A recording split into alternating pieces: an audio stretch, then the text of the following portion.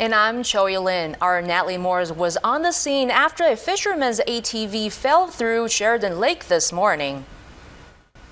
Ice fishing is a great way for anglers to have access to fishing spots year-round, but it can also be dangerous. South Dakota Game Fish and Park says ice should be at least 4 inches thick before walking on it. Fishers can stay safe in a number of ways: telling someone where you will be fishing, fishing with a partner, carrying proper equipment like ice picks, spud bars to check the thickness of the ice, and finally a rope.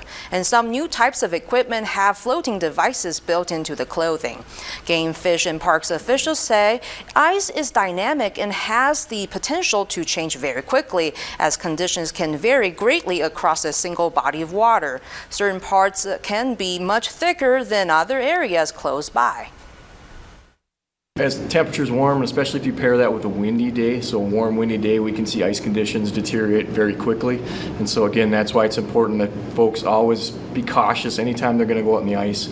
Our lakes in the hills, for example, they may be a little bit more buffered just because of the elevation. However, our prairie lakes in particular, that's where ice conditions can really change in a hurry.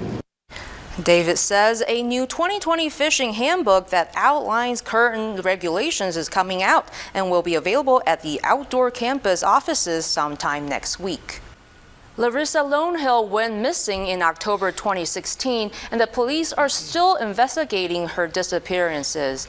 Lonehill was last seen in Rapid City, and due to the prolonged length of time since her disappearance, she has been presumed dead by police. The investigation is ongoing, and police say the focus is finding her body to give her family some closure. Today, Rapid City Police changed the $5,000 reward to include any leads to her remains. And so we decided to change the reward up and then offer it in a different form than it was before, making it not so stringent as it would be to actually have a prosecution. If you have any information on Larissa Lonehill's disappearance, contact Detective Ryan Gethard and with the Rapid City Police Department. Medical marijuana has been a controversial topic here in South Dakota. One organization is on a mission to make it legal. Now the issue will be on the ballot in November, and many community members have different opinions. About 2 weeks ago, New Approach South Dakota's petition to legalize medical marijuana was validated by the Secretary of State's office. This puts the matter on South Dakota's ballot next November.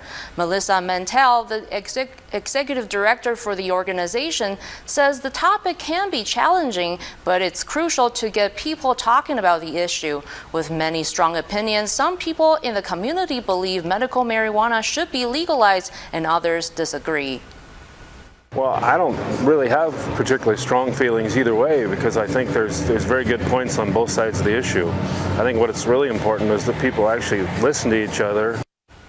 But everyone we spoke to did have one thing in common, which was keeping an open mind.